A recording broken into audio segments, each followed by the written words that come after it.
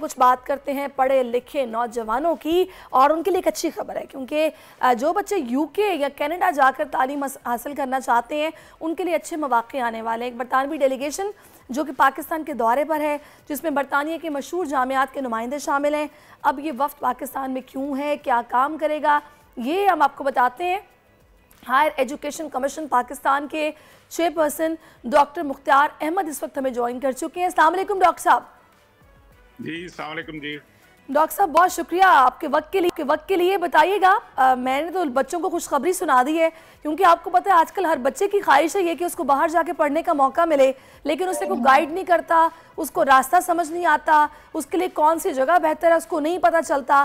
तो किस तरह से ये डेलीगेशन यहाँ पर काम करेगा और क्या आगे होने वाला है? बिस्मिल्लाहिर्रहमानिर्रहीम, बहुत शुक्रिया आपका जी। ये डेलीगेशन यहाँ पे काम नहीं करेगा। एक्चुअली हमारी बहुत सी इंटरनेशनल लेवल पे काफ़ी अरसे से कोलैबोरेशन चल रही हैं और ख़ासकर यूनाइटेड किंगडम के लिए हमारे बच्चों की फ़र्स्ट चॉइसेस या यूएस या यूके होती है। तो हमारे यहाँ पे कुछ हमने एक TNE के नाम पे, ट्रांसनेशनल एजुकेशन के नाम पे चंद साल पहले एक पॉलिसी बनी थी यूके गवर्नमेंट के साथ मिलके कि यहाँ पे कुछ हमारे अदारे उनकी डिग्री प्रोग्राम ऑफर करेंगे। लेकिन उसमें कुछ मसाइल आना शुरू हो गए और हमें काफ़ी कंप्लेन आई और उसके बाद फिर हमने यूके गवर्नमेंट को अप्रोच किया और यूके गवर्नमेंट को अप्रोच किया और for last 2 year we have multiple meeting with them कि भाई इसको कोई प्रॉपर जो है एक फ्रेमवर्क बनाते हैं क्वालिटी का, जिसपे क्वालिटी इंश्योरेंस भी हो और वो क्वालिटी यहाँ पे भी डिलीवर हो जो आप यूके में हम लोग आते हैं और वो देखते हैं। और उसमें अच्छा डॉक्टर साहब, सॉरी टू इंटरप्ट यू, 2 चीज़ें मेरे जहन में थी जिस फौरी पूछा कि वफ्द क्या करेगा। मेरा ये अंदाज़ा था कि शायद ये जो डेलीगेशन यहाँ पर आया है और मुख्तलिफ जामियात के नुमाइंदे इस डेलीगेशन में मौजूद हैं, तो शायद कुछ इस तरह की अपॉर्चुनिटी भी स्टूडेंट्स के लिए निकलेगी कि जो ब्राइट या शाइनिंग स्टूडेंट्स हैं उनको इनके बिहाफ पे या ये चूज़ करके लेके जाएंगे और उनको वहाँ पढ़ने का मौका मिलेगा। नंबर 1 तो ये, और सेकेंडली मुझे ये भी बताएगा कि वो कौन सी नई ऐसी पॉलिसीज़ या स्ट्रेटजीज़ हैं एजुकेशनल जिनको आप यहाँ पे इम्प्लीमेंट करना चाहते हैं जो कि वहाँ पर हैं ऑलरेडी और यहाँ पर होनी ज़रूरी भी है, इसके बारे में बताइएगा। देखें, इशू ये है, मैं क्योंकि टाइम कंस्ट्रेंट भी होगा, ये मैं थोड़ा सा हिस्ट्री बता रहा था, लेकिन बात ये है जो इस वक्त हमारा एग्रीमेंट उनके साथ हुआ है वो ये है कि आप उनकी यूनिवर्सिटियां हमारी यूनिवर्सिटियों के साथ मिलके यहाँ पे वो डिग्री प्रोग्राम ऑफर करेंगे और उसी क्वालिटी के साथ, और जो स्टूडेंट उसमें रजिस्टर होंगे दे हैव द ऑप्शन कि अगर वो पाकिस्तान में पढ़ना चाहें पूरे का पूरा सेशन 4 साल 3 साल या वहां जाके पढ़ना चाहें, they will be considered UK student. Same time अगर वो दरमियान में 2 साल इधर पढ़ें 2 साल उधर जाएं वो भी हो सकता है, लेकिन फर्क ये होगा कि पाकिस्तान में अगर पढ़ेंगे तो कास्ट बहुत नीचे हो जाएगी as compare to if you have to go to UK and spend time there. कहाँ लिविंग एक्सपेंसेस उनकी जो उनकी फीस वगैरह होगी बहुत हाई होती है और वो पाकिस्तान कन्वर्जन रेट पे तो पॉसिबल नहीं है आम लोगों के लिए, तो उसी के लिए अपॉर्चुनिटी दे रहे हैं।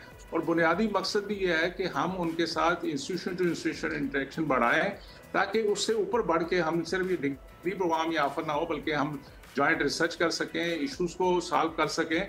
और टॉप ऑफ दैट एक अच्छी चीज़ जो हुई है और पहली दफ़ा हो रही है इंशाल्लाह कि हम पाकिस्तानी इंस्टीट्यूशन को भी इसके अंदर ये ऑप्शन दे रहे हैं कि अगर आप भी अपने पार्टनर यूनिवर्सिटी के साथ जाके पाकिस्तानी प्रोग्राम जो है वो यूके में ऑफर करें ताकि हमारे जो एक्सपेट्रिएट पाकिस्तानी वहाँ बहुत बड़ी तादाद है पाकिस्तान की वहाँ पढ़ रहे हैं, बांग्लादेश है, इंडिया है और जो हमारे इस रीजन के लोग हैं वहाँ यूके में होते हैं या यूरोपियन लोग भी जो हैं वो अगर हमारी कोई क्वालिफिकेशन फ्रेमवर्क में हमारी डिग्री प्रोग्राम को लेना चाहें तो वो ऑप्शन उनके पास अवेलेबल हो, तो एक अच्छी ऑप्शन है। यानी कि बेसिकली आप लोगों का यूके के साथ कोलैबोरेशन है, तभी यहाँ भी और वहाँ भी दोनों सूरतों में प्रोग्राम्स और पढ़ाई और ये सारे इंस्टीट्यूशनल मामलात दोनों जगह पर हो सकते हैं। अच्छा मुझे बताइएगा मुख्तार साहब कि इसमें कोई स्पेसिफिक यूनिवर्सिटीज़ या कॉलेजेस हैं जिनको आप लोगों ने चूज़ किया इस मकसद के लिए, या फिर ये प्रोग्राम्स कहाँ, मतलब किन यूनिवर्सिटीज़ में होंगे? देखें, एक तो पहले शुरू में जो टाइम लगा हमारा वो पॉलिसी को एक्सेप्टेंस होना था उनके कानून के मुताबिक, हमारे कानून के मुताबिक उनकी यूनिवर्सिटियों का स्टेक होल्डर को, क्योंकि यूनिवर्सिटीज आर ऑटोनोमस, उनकी इनपुट लेके अब फाइनल एक फ्रेमवर्क एग्री कर लिया हम सब ने और इसकी सॉफ्ट लॉन्च भी होगी उस दिन जब हमने ओपनिंग फंक्शन कर दिया। इसमें यूके गवर्नमेंट ने अपनी यूनिवर्सिटियों को एक RFP इशू किया था, तो 31 यूके की यूनिवर्सिटियां जिनमें रसल ग्रुप भी है, ग्लासगो भी है, डंडी यूनिवर्सिटी भी और बहुत सी अच्छी यूनिवर्सिटी भी, उन्होंने विलिंगनेस शो की कि हम पाकिस्तान में आके काम करना चाहते हैं। तो उनमें से 15 यूनिवर्सिटियां जो टॉप यूनिवर्सिटी थी उनको लेके ये डेलीगेशन है, जिसमें उनके रेगुलेटर भी हैं, उनके जो मिनिस्टर लेवल के हैं गवर्नमेंट की तरफ से, सर स्टीव स्मिथ वो भी लीड कर रहे हैं, वो लेके पाकिस्तान आए। और ये पिछले 2-3 दिन इस्लामाबाद में प्राइम मिनिस्टर साहब से भी मिले, हमारे मिनिस्टर साहबान से भी मिले, और हरिपुर भी गए हैं, आज वो लाहौर गए हैं, 2 दिन लाहौर में रहेंगे, वहाँ पे भी इंटरेक्शन कर रहे हैं। और हम पाकिस्तान से पार्टनर मुख्तलिफ, हमने ओपन ऑप्शन दिया है top public university, top private universities को कि आप इनके साथ पार्टनरशिप इवॉल्व करें और हम इसको फैसिलिटेट करेंगे। और इंशाल्लाह इस विजिट के बाद फ़ौरन बाद एक हम डेलीगेशन पाकिस्तान का यूके जा रहा है, जो उनकी वर्ल्ड एजुकेशन फोरम भी हो रही है उसमें भी ज्वाइन करेगा, और एक ट्रेनिंग प्रोग्राम में भी वहाँ पे भी इनसे इंटरेक्शन करेंगे और उसको फाइनल शक्ल देके फिर university to university collaboration launch हो जाएगी।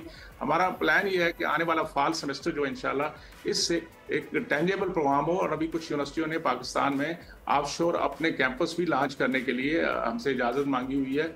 हमने एक आध को दे भी दी हुई है और बाकी भी इस वक्त प्रोसेस में है। और इंशाल्लाह हम एक बेहतरीन सिस्टम कम्पिटिटिव बेस पे करेंगे। ये नहीं होगा जिस तरह पहले हो रहा था कि डिग्रियां बांटी जा रही थी, फिर बच्चों को मसाइल होते थे टेस्टेशन वगैरह में, अच्छा, इसमें रिक्वायरमेंट पूरी नहीं होती थी। अब दोनों तरफ से रेगुलेटर भी और गवर्नमेंट भी जो फैसिलिटेटर भी है, बट सेम टाइम उस साइकिल में से गुजर के और उनकी अंडर सुपरविजन ये लोग ऑपरेट करेंगे ताकि अल्टीमेटली बच्चियों को नुकसान ना हो दोनों तरफ से, और लॉन्ग टर्म रिलेशनशिप हमारी वाल। अच्छा, वैसे मैं तो ये समझती हूँ डॉक्टर साहब के अभी यूनिवर्सिटी और कॉलेज लेवल पे आप लोगों की पॉलिसी तरतीब दे रहे हैं, बड़ी अच्छी बात है कि आप लोगों की कोलैबोरेशन ये होने जा रही है। लेकिन पाकिस्तान में अगर किंडरगार्टन की, यहाँ पर प्राइमरी प्री प्राइमरी की बात की जाए तो यहाँ पर जो एजुकेशन सिस्टम है वो काफ़ी डिफरेंस है बाहर के मुकाबले में। वहाँ पर कंसेप्शनल स्टडीज़ होती हैं, बच्चों पर उस तरह पेपर्स का या किताबों का बोझ नहीं डाला जाता। तो इस हवाले से कोई पॉलिसी कौन बनाएगा, कब बनेगी, कुछ सोचा जा रहा है? जी माशाल्लाह 75 साल से सोच ही रहे हैं मेरा ख्याल है हम। लेकिन ये है कि मेरा तो रोल जो है ना जी वो हायर एजुकेशन का है, यूनिवर्सिटी लेवल का है। लेकिन नेचुरली आपकी बात सही है कि बेसिक जो गलती हमसे हुई है, हमने मेमोरी टेस्टिंग शुरू की पाकिस्तान में, मेमोराइज करना का बात करनी शुरू की। बेसिकली हम 6 तोते बनाना चाह रहे थे तो, लेकिन आपकी बात बिल्कुल बजाय है कि दुनिया में कंसेप्चुअल और थिंकिंग प्रोसेस को पुश किया जाता है और यंग एज से ही लोगों को क्रिएटिविटी और रिसर्च की तरफ लाया जाता है कि वो सोचें, क्वेश्चन करें।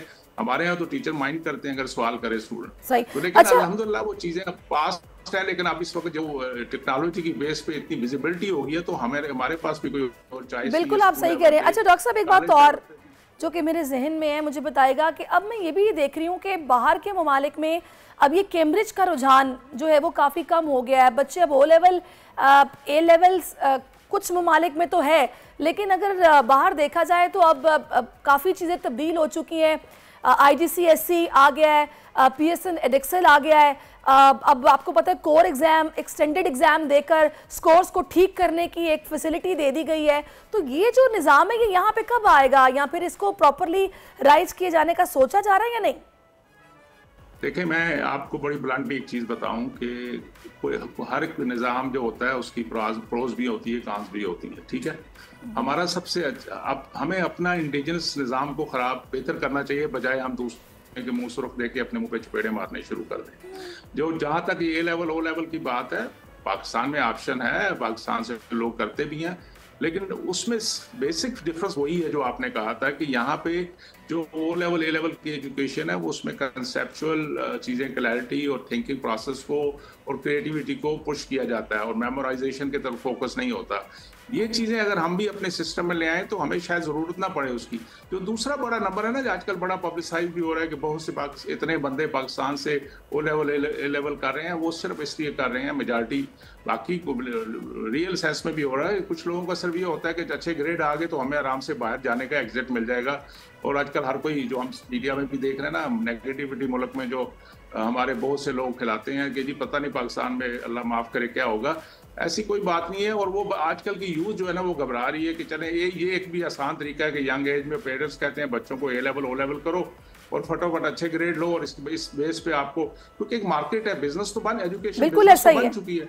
तो आपको इंटरनेशनल यूनिवर्सिटियाँ इमीडिएट आपको लेती हैं और आपको स्कॉलरशिप भी कुछ परसेंटेज देती हैं, तो वो it's a business proposition also and an easy way to go out basically. बिल्कुल आपने वजह फरमाया, ये फैक्ट है, इससे बिल्कुल हम डिनाई नहीं कर सकते। अच्छा, एक बात तो और भी है जो बड़ी अनफॉर्चुनेट है, मैं चाहूँगी इस पर भी थोड़ा सा आप रोशनी डालिए। अभी आपने खुद कहा कि अगर बच्चे यहाँ पढ़ेंगे तो कॉस्टली उनको नहीं पड़ेगा, कुछ ज़ाहिर है फीसिस कम होंगी। अगर यूके जाके पढ़ना चाहेंगे तो वहाँ पर फीसिस काफ़ी हाई होंगी, फिर वहाँ पर ज़ाहिर है लिविंग एक्सपेंस भी होगा, वो भी वहाँ पर रहना बहुत मुश्किल है, बहुत एक्सपेंसिव है। तो इसी प्रोग्राम में ये जो भी आप लोगों की कोलैबोरेशन हो रही है, स्कॉलरशिप्स किस तरह की आप लोग ऑफर कर रहे हैं कि जो बच्चे वहाँ जाके पढ़ने के ख्वाहिशमंद हैं कि एटलीस्ट उनको इतना एक्सपेंस तो बेयर ना करना पड़े ना कि माँ बाप की जेबें खाली हो जाएं? नहीं, बात यह है कि स्कॉलरशिप की प्रोविजन तो हर वक्त होती है। यूके गवर्नमेंट भी ऑफर करती है, मुख्तलिफ किस्म के स्कॉलरशिप होते हैं, गवर्नमेंट पाकिस्तान भी ऑफर करती है। ठीक है, हम HEC लेवल पे सिर्फ PhD लेवल पे स्कॉलरशिप देते हैं क्योंकि हमें ज़्यादा उस लेवल पे लोग चाहिए अपने फील्ड के अंदर। लेकिन देखिए ना, ये चॉइस की बात भी है, बात है बड़ी क्लियर। बच्चों को भी पता होना चाहिए, हमें पेरेंट्स को भी पता होना चाहिए, सोसाइटी को भी। ये हमारे बच्चे हैं, इनको हम ही ने पढ़ाना है, इसकी कास्ट भी हमने देनी है और नथिंग इज फ्री।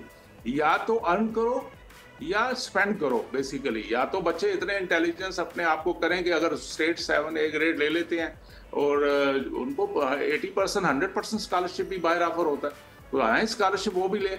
इसी तरह गवर्नमेंट के स्कॉलरशिप हाई लेवल की एजुकेशन पे होते वो भी अचीव करें। लेकिन अगर एवरेज जाए तो फिर स्कॉलरशिप का हक तो नहीं बनता ना, फिर तो फिर कास्ट देनी पड़ेगी, पेरेंट्स देंगे, सोसाइटी देगी या कोई भी स्पॉन्सर देगा। तो it should be a fair competitive base programme. Pakistan में इंशाल्लाह इस प्रोग्राम के अंदर भी कुछ ना कुछ पोर्शन स्कॉलरशिप का भी रखा जाएगा इन प्रिंसिपल, कि वो जो लोग बच्चे बच्चियाँ हैं जो मेरिट पे एडमिशन ले लें तो उनका कुछ ना कुछ यहाँ लोकल यूनिवर्सिटियाँ भी उनको अकोमोडेट करेंगी, उनको स्कॉलरशिप देंगी। फिर गवर्नमेंट ऑफ पाकिस्तान जो हमारे नीड बेस्ड स्कॉलरशिप है उसके जरिए भी उनको हेल्प करेगी कि जो पाकिस्तान में पढ़ेंगे, बेशक यूके की यूनिवर्सिटी के लिए रजिस्टर्ड है लेकिन हमारी यूनिवर्सिटियों के अंदर रजिस्टर्ड हैं, तो वो एक। और फिर हम इसका एक और भी आगे लेके आ रहे हैं कि अगर अब स्प्लिट डिग्री हो जाए, ड्यूअल डिग्री हो जाए, बहुत से मॉडल हैं फ्यूचर के अंदर जो इस प्रोग्राम के जरिए इवॉल्व होंगे और इंशाल्लाह कंपटीशन भी बढ़ेगा, हमारी यूनिवर्सिटियों में भी प्रेशर बढ़ेगा कि वो भी अपनी क्वालिटी को इम्प्रूव करें, एट पार लाएं, बिल्कुल, और हमारी विजिबिलिटी भी बढ़ेगी। बहुत अच्छी बात आपने की है। अच्छा, ओवरऑल मैं चाहूँगी थोड़ा सा अपना ज़ाती व्यू आप दीजिएगा, क्योंकि ज़ाहिर है आप HEC के चेयरपर्सन हैं, आपकी गहरी नज़र होगी जितनी भी एजुकेशन मामलात हैं उन पर, और इसकी इम्प्रूवमेंट के लिए आप काम भी कर रहे हैं, आपकी एफर्ट्स हैं। गवर्नमेंट लेवल पर आप कितनी संजीदगी और नेक नियति देख रहे हैं तालीम के निज़ाम को बेहतर करने में इस मुल्क में? देखें, अब नीतों के हाल तो अल्लाह जानता है, तो वेरी फ्रैंकली, लेकिन मेरा ख्याल है कि ये जो सीरियस एफर्ट कई सालों से हो रही है तालीम के लिए, that show the commitment of the governments different level पे, जो भी गवर्नमेंट आती रही। I am not a particular, मैं किसी की तरफ जाना नहीं चाहूँगा, लेकिन पाकिस्तान के हालात को सामने रखते हुए ये बात ये है कि हर चीज़ गवर्नमेंट पे भी नहीं डालनी चाहिए। जिस तरह मैं कहता हूँ कि हम पाकिस्तान में सबसे ज़्यादा चैरिटी होती है, ठीक है ना, रमज़ान में कितनी चैरिटी होती है, फिर हम बहुत से खर्चे बहुत सी ऐसी चीज़ों पे कर देते हैं, पेरेंट्स, सोसाइटी, जिसकी ज़रूरत नहीं शायद। सबसे ज़्यादा खर्चा तो नहीं कहती, ये इन्वेस्टमेंट है, हमें अपने बच्चों पे करनी चाहिए। उन बच्चों की तालीम के लिए कोई गवर्नमेंट भी दुनिया में अकेले तालीम को, खासकर पाकिस्तान में जहाँ 65% आपके पास यंग बच्चे बच्चियाँ हैं, उनके लिए मेरा नहीं ख्याल कि हमारे गवर्नमेंट के पास इतने कभी भी रिसोर्सेज होंगे कि टोटल रिस्पांसिबिलिटी गवर्नमेंट ले सकेगी। सही। इसमें पब्लिक सेक्टर को भी, प्राइवेट सेक्टर को भी आना पड़ेगा, सोसाइटी को भी अपना रोल प्ले करना पड़ेगा, कम्युनिटीज को भी रोल प्ले करेगा, मुझे आपको भी अपना रोल प्ले करना है। याद रखिए कि ये हमारे बच्चे हैं, हम ही ने इनको पढ़ाना है, उनकी जिम्मेदारी भी हम। बिल्कुल, आपने वजह फरमाया। डॉक्टर साहब, thank you so much for your time. आपने अपना कीमती और बड़े ज़बरदस्त अंदाज में आपने सारा कुछ समझाया है किस तरीके से काम हो रहा है और होना चाहिए। सब्सक्राइब करें और बेल दबाएं ताकि कोई खबर रह न जाए।